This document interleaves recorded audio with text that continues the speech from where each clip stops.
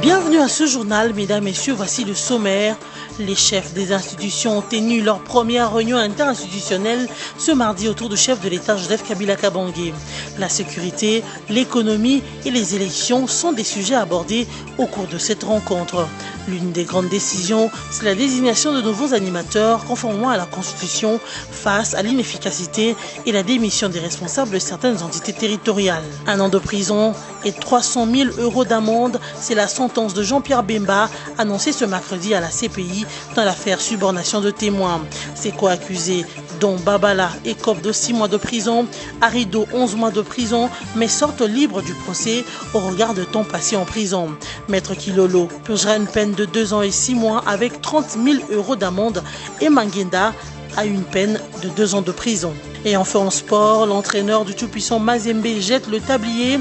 Thierry Froger justifie sa démission par le fait qu'il n'a pas atteint son objectif, celui de qualifier le club pour le 8e de finale de la Ligue des champions africaine. Mais la séparation s'est faite d'un commun accord le mardi 22 mars 2017. Première réunion interinstitutionnelle de l'année 2017 tenue ce mardi au Palais de la Nation sous la direction du président de la République Joseph Kabila Kabange.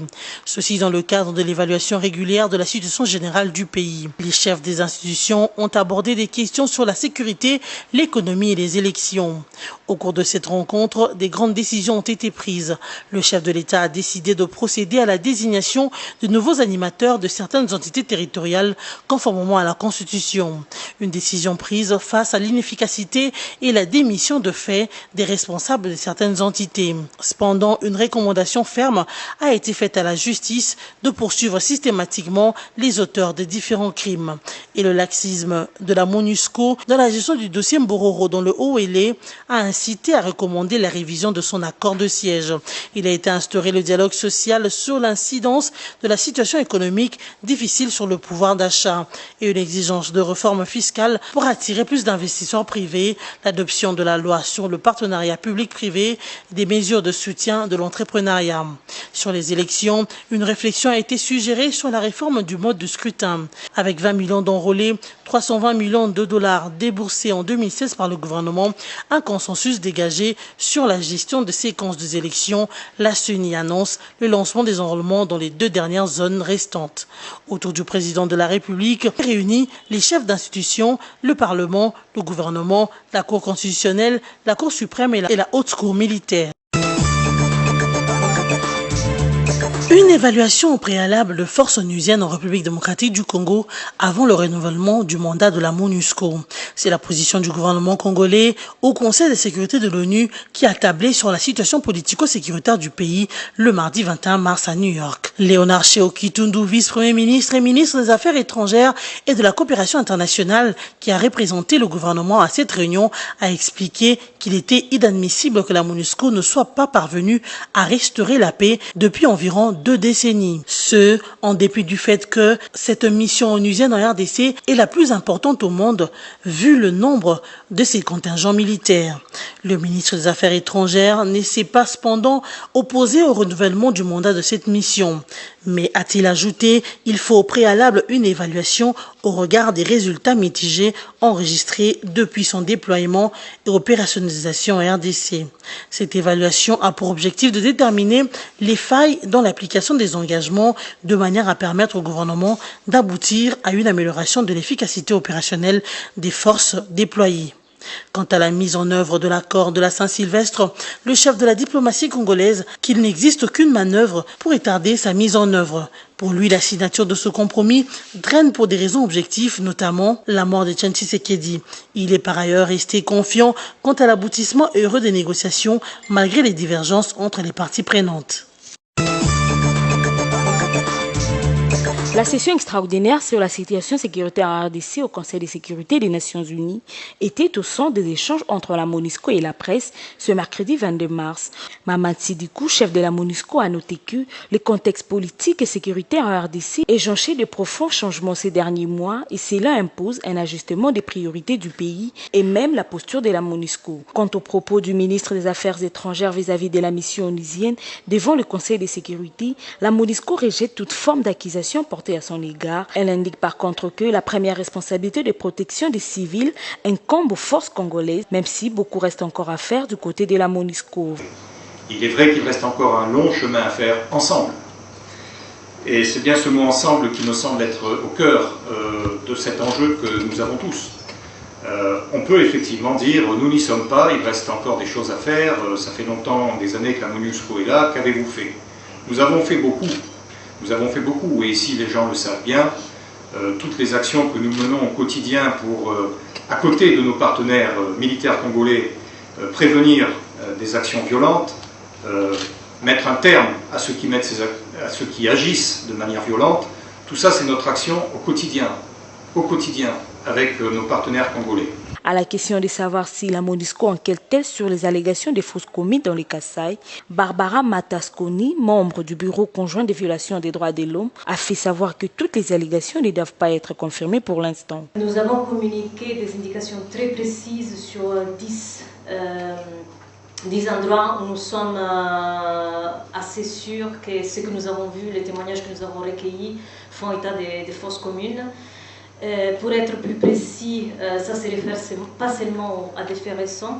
On avait transmis aux autorités le mois de décembre des allégations sur la présence de 7 fosses communes qui remontaient, d'après nos recherches, à des faits qui se sont passés en fin septembre 2016 en Koto.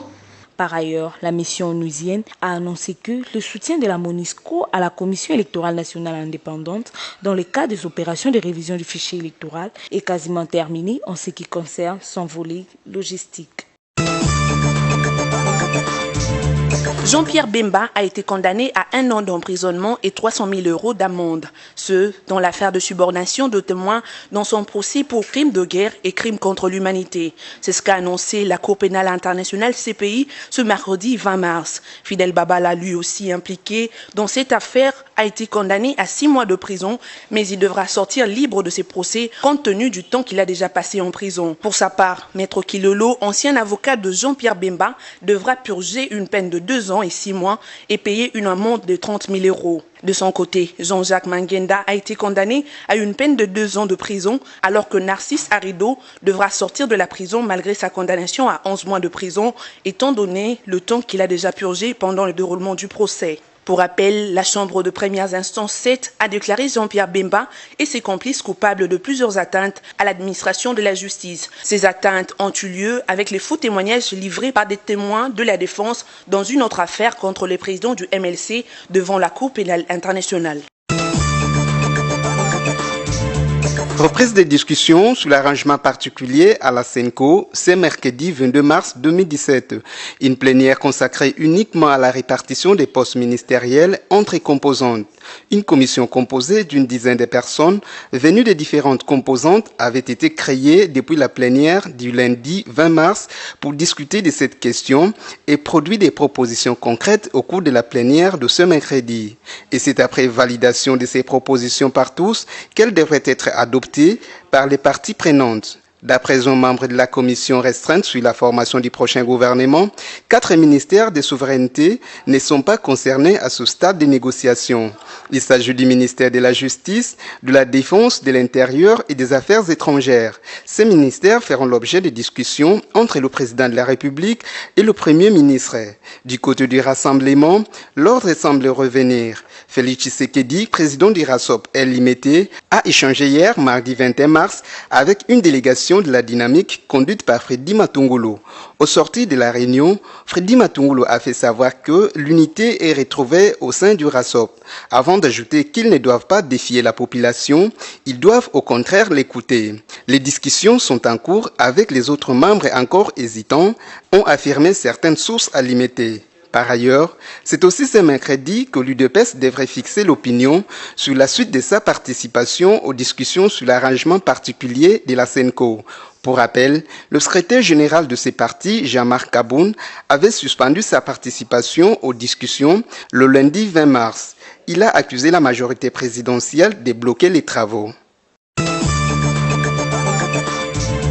Le monde célèbre ce 22 mars la journée mondiale de l'eau. Cette année, la journée est consacrée aux eaux usées, car plus de 80% des eaux usées résultant des activités humaines sont déversées dans les rivières ou la mer sans aucune dépollution. Cette denrée vitale est aujourd'hui cause de mortalité, faute des conditions d'assainissement et d'hygiène. Plusieurs personnes, plus des enfants, meurent de maladies hydriques. Les populations en pénurie sévère d'eau douce réutilisent les eaux usées. Vu que la quantité d'eau douce disponible et accessible par habitant diminue du fait de la croissance démographique et économique et du changement climatique, les pays devraient se réunir pour trouver des solutions à cette pénurie. En RDC, l'eau est une denrée rare dans certains coins du pays et les populations en souffrent énormément. Certaines structures ont choisi de sensibiliser les communautés de Libenge dans le Grand Équateur sur l'importance de l'assainissement et de l'hygiène afin de réduire les risques de maladies d'origine hydrique.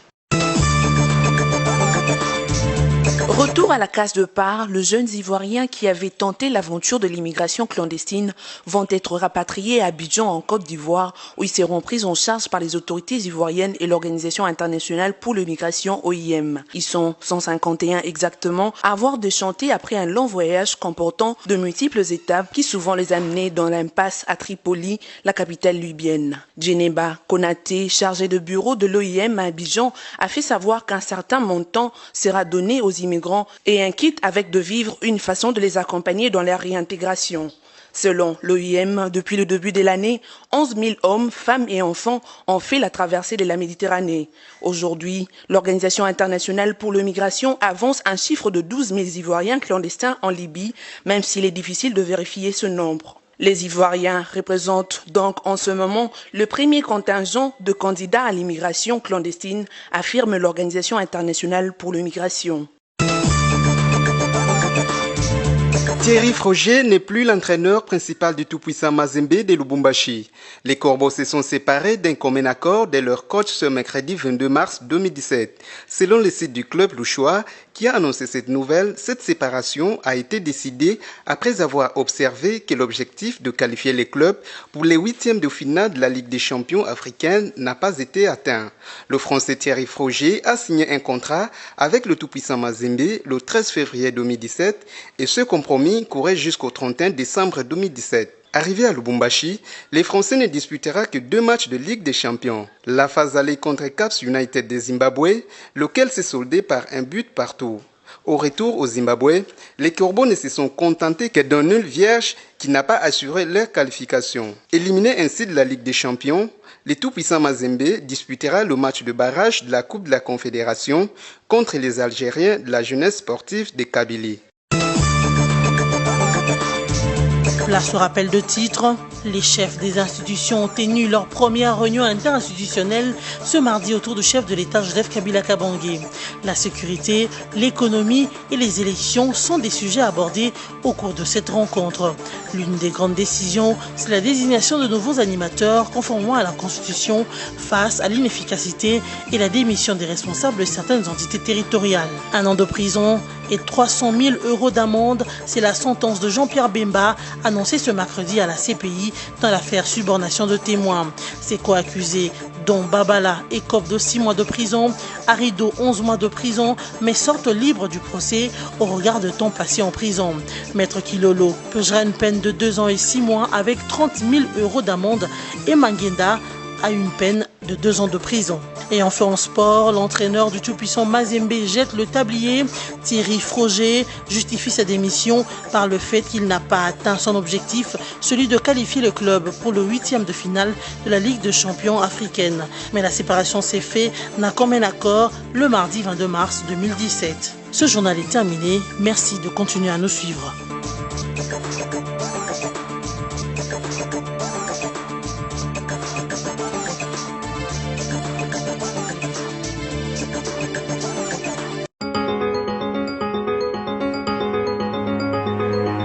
Mesdames, Messieurs, bienvenue à cette revue de presse ce mercredi 22 mars. Ouvrons cette lecture de journaux avec le site d'information actualité.cd qui écrit « Chez Okitondo à l'ONU, il est inadmissible que la MONUSCO ne soit pas parvenue à restaurer la paix ». Léonard Sheokitundu, vice-premier ministre et ministre des Affaires étrangères, s'est attaqué ce mardi 21 mars 2017 à New York au bilan de la MONUSCO. Selon le patron de la diplomatie congolaise, il est admissible en effet de constater que la mission de paix des Nations Unies, la plus importante au monde, se trouvant dans mon pays depuis environ 2 décennies, ne soit pas en mesure, avec les moyens dont elle dispose, de parvenir à mettre un terme à une situation de crise qui perdure depuis plusieurs années. Sheokitundu a cependant soutenu le renouvellement du mandat de cette mission onusienne, tout en précisant qu'il faut au préalable une évaluation au regard des résultats mitigés enregistrés dans cette coopération. Parmi les groupes qui sèment la terreur en RDC, Sheokitundu a pointé du doigt l'ADF, la LRA et les FDLR ainsi que quelques groupes armés nationaux. Pour les éradiquer, le ministre congolais des Affaires étrangères a donné la position de la RDC qui est celle de renforcer l'efficacité opérationnelle de forces onusiennes, en priorité la brigade spéciale d'intervention, voire même l'accompagner de l'ajout aux besoins d'une deuxième unité de brigade spéciale d'intervention, la dotant des moyens nécessaires de combattre.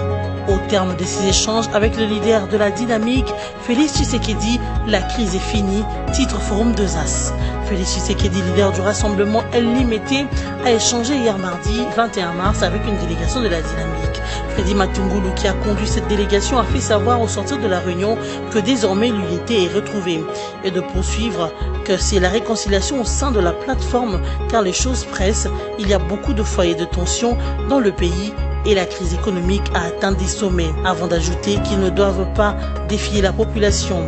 Résumant ces échanges, Augustin Kabouya, porte-parole de l'UDPS, a indiqué que la rencontre de mardi avec la délégation de la dynamique s'inscrit dans le cadre de la réconciliation de tous les enfants du rassemblement qui doivent dorénavant regarder dans la même direction. Pour lui, les querelles au sein de la famille sont terminées. Même message d'apaisement pour les autres membres de la délégation de la dynamique, Gilbert Kyakwama de la Convention des démocrates chrétiens et Jean-Claude Vemba du mouvement du peuple congolais pour la République qui ont tous déclaré avoir enterré la hache de guerre. Félix Tshisekedi a embouché la même trompette en signalant qu'il n'y a plus de voix discordantes au sein de la délégation du rassemblement aux négociations de la SANCO. La crise est finie.